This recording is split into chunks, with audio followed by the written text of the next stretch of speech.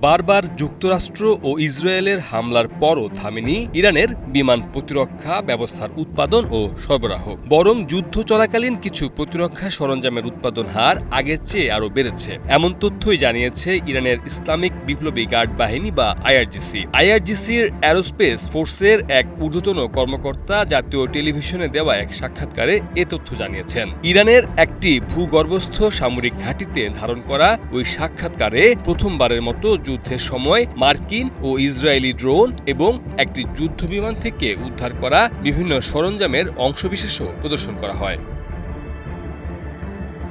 প্রদর্শিত সরঞ্জামের মধ্যে ছিল মার্কিন MQ-9 রিপার, ইসরায়েলি হারমিস 900 ও হারমিস 450 ড্রোনের বিভিন্ন অংশ। এমনকি একটি MQ-9 এবং মার্কিন F-15 যুদ্ধবিমান থেকে উদ্ধার করা প্রযুক্তিগত সরঞ্জামের অংশও দেখানো হয়েছে।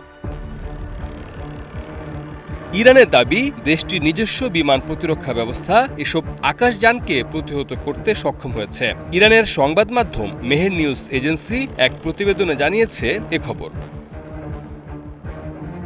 তবে এর চেয়েও গুরুত্বপূর্ণ দাবি করেছে আইআরজিসি। তাদের ভাষ্য অনুযায়ী সাম্প্রতিক 40 দিনের যুদ্ধের পরও ইরানের বিমান প্রতিরক্ষা ব্যবস্থার উৎপাদন ও সরবরাহে কোনো ধরনের ব্যাঘাত ঘটেনি। বরং যুদ্ধের আগেই নেওয়া কিছু কৌশলগত পদক্ষেপের কারণে তাদের প্রতিরক্ষা উৎপাদন অবকাঠামোর বড় একটি অংশ অক্ষত রাখা সম্ভব হয়েছে। আইআরজিসির ওই কর্মকর্তা জানিয়েছেন, যুদ্ধের আগে নেওয়া প্রস্তুতির কারণে ইরানের সেলফ সাফিসিয়েন্সি জিহাদ অর্গানাইজেশনের তৈরি বিমান প্রতিরক্ষা ব্যবস্থার 85%-এরও বেশি উৎপাদন অবকাঠামো সংরক্ষিত ছিল। ফলে মার্কিন ইসরায়েলি হামলা সত্ত্বেও উৎপাদন কিংবা সরবরাহ পুরোপুরি বন্ধ হয়ে যায়নি। শুধু তাই নয়, তার দাবি, যুদ্ধ চলাকালীন কিছু কার্যকর প্রতিরক্ষা সরঞ্জাম ও ক্ষেপণাস্ত্রের উৎপাদন হার যুদ্ধ শুরুর আগের সময়ের তুলনায় আরও বেড়েছে। একই সঙ্গে অপারেশনাল ইউনিটগুলোতেও নতুন সরঞ্জাম সরবরাহের হার বৃদ্ধি পেয়েছে।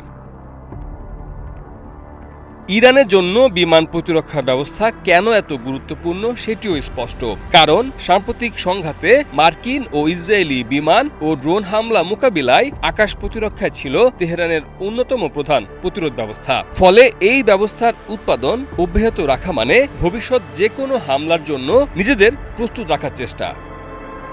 মির্জা রকিবুল হাসান, নিউজ 24।